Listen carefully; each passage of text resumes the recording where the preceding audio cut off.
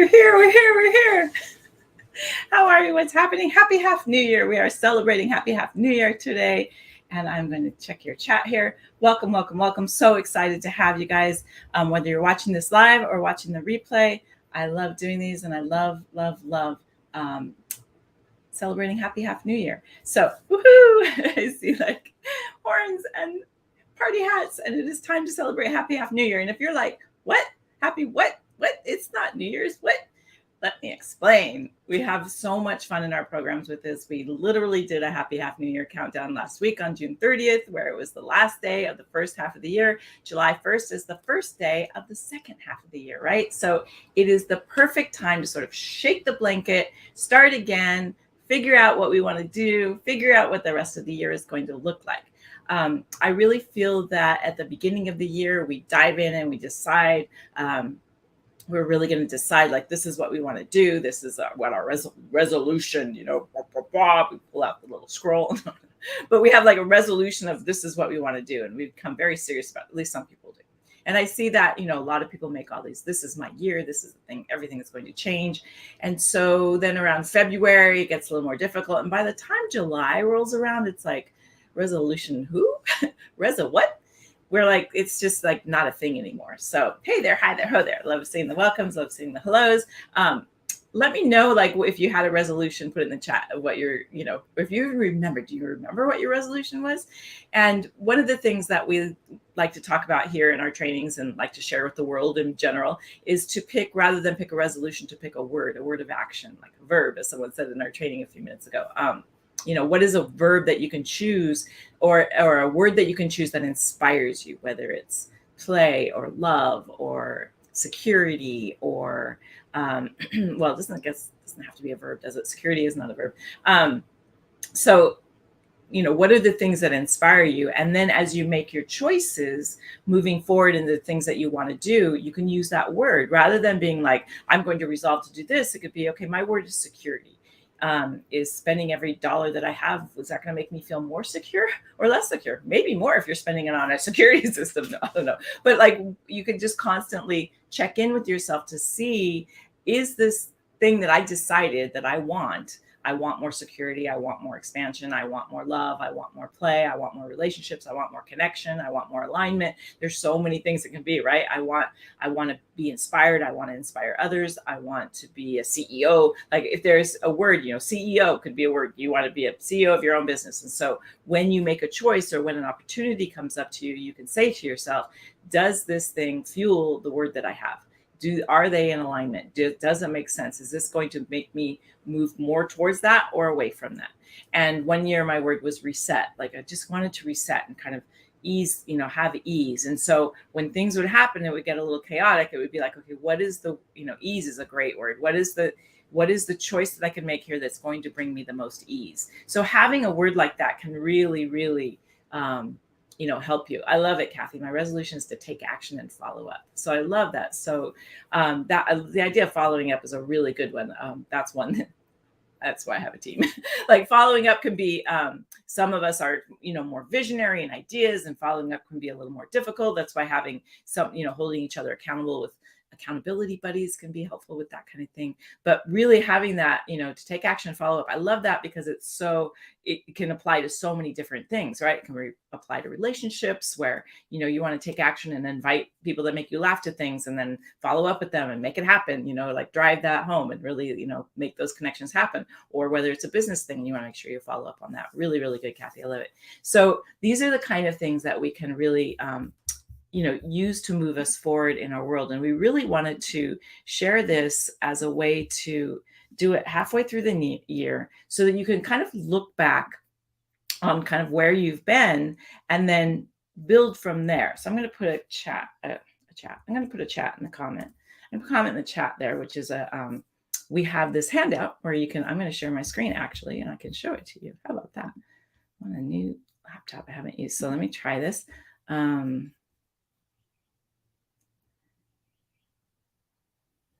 Sorry, new computer. It's got different things I've never seen before. No, I don't want that. Okay, let me try this again. I'm gonna not be able to. There we go. There we go. Is it working?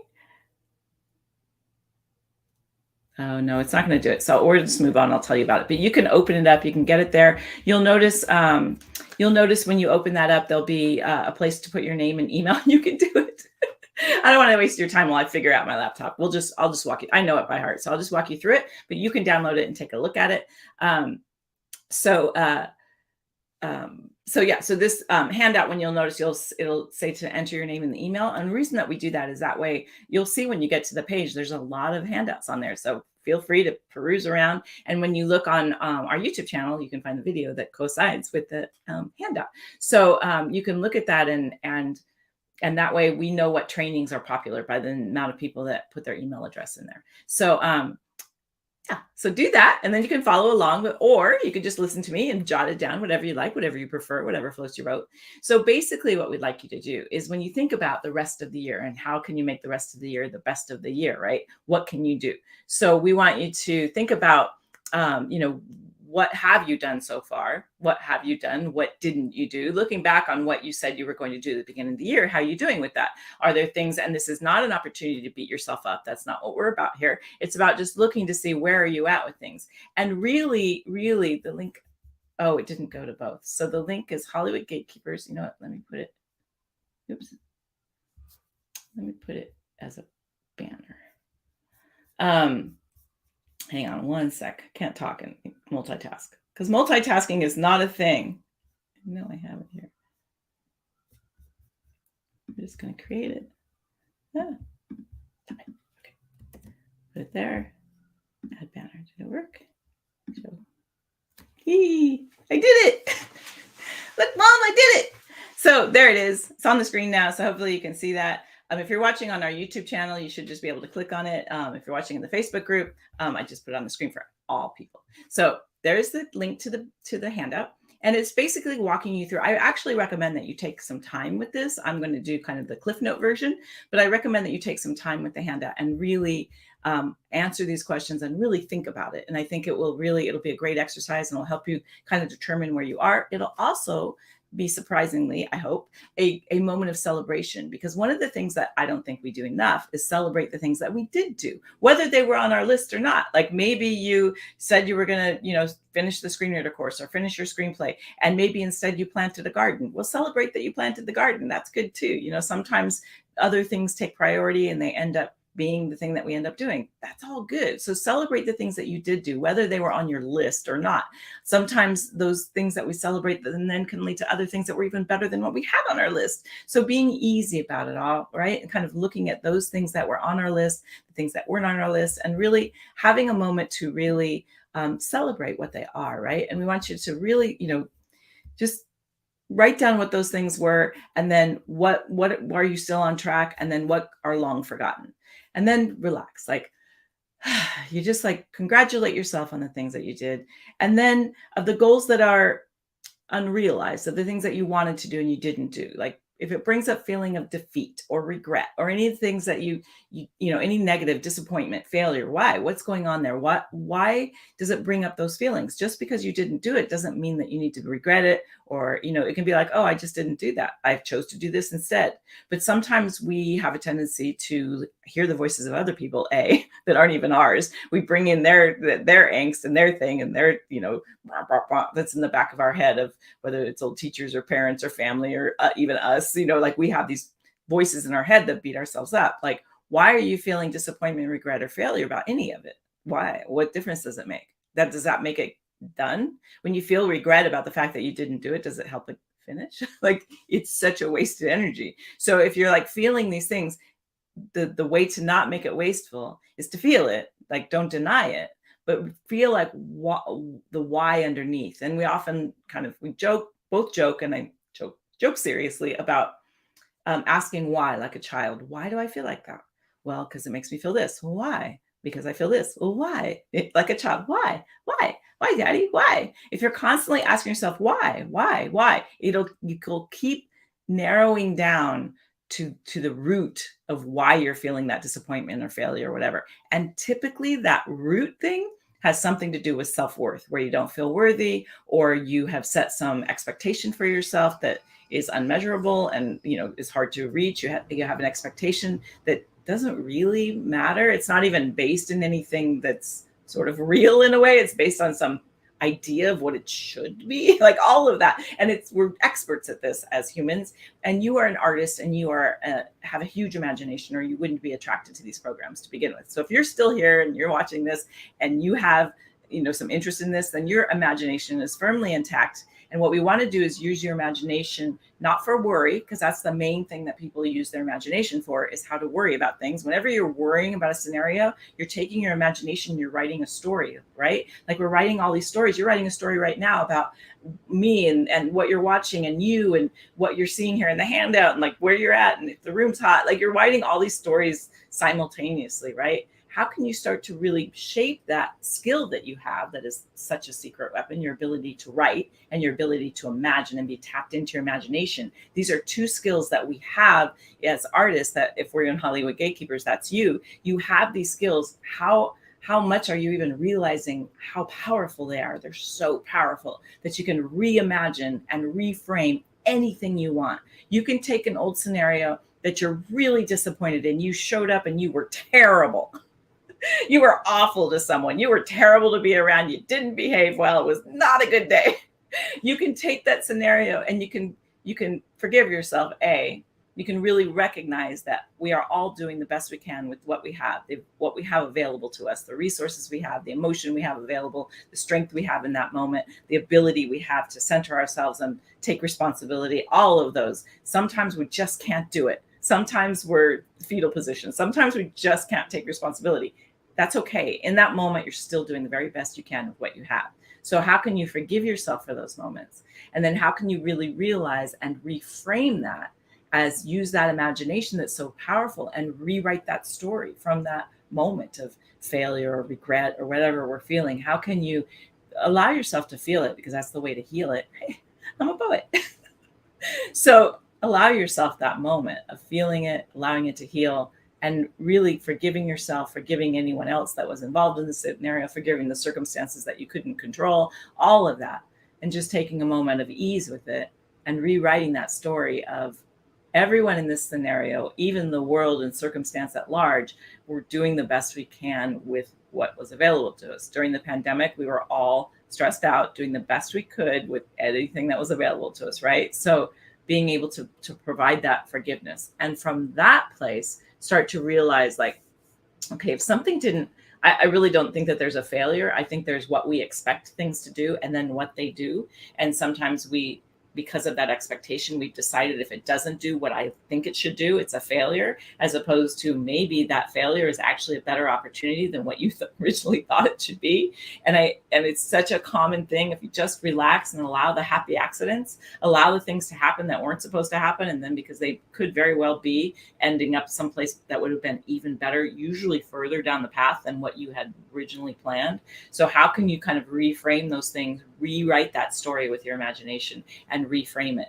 And then taking a moment to really, like, say to yourself, even though it's not meeting this expectation, or this person didn't meet my expectation or whatever, I still completely love, forgive, and accept myself and others and even the circumstance at large. The more that you can kind of ease into that, the easier it will be for the next step, which is to shake the blanket, congratulate yourself for all the things that you're proud of which there are many. If you sit down, you're here right now, be proud of that you're taking a moment to listen, to try to expand your world, to do all of that. Like, be very proud of those moments. So taking a moment to do that, and then from that place, deciding what you might do next. When you do it from that place, it will have a much more sense of ease and flow and ability to do the next thing. And really, like, repeat your goal, repeat your word, repeat your mantra. You can create a mantra with it.